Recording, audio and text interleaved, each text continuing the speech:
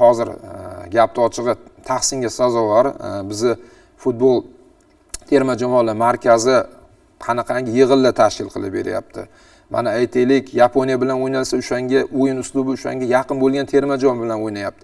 Bizda unaqangi imkoniyat yo'q edi. Yamanni o'yinlarni videosini olishni o'zi amri mahol edi. Biz chiqib shunday maydonda o'yinga qarab yoki turnir boshlangandan keyin birinchi o'yinini ko'rib, o'shanga qarab tayyorgarlik ko'rardik. U paytda ham murabbiylar ko'rsatma berib kuchli kuchsiz tomonlarini aytishardi, lekin texnika bunaqangi rivojlanmagan, shu sababli tayyorgarlik jarayonida muammolarga duch kelardik. Tayyorgarlik ko'rish jarayonida bunaqangi o'rtoqlik uchrashuvlar o'tkazish ham imkoniyati yo'q edi.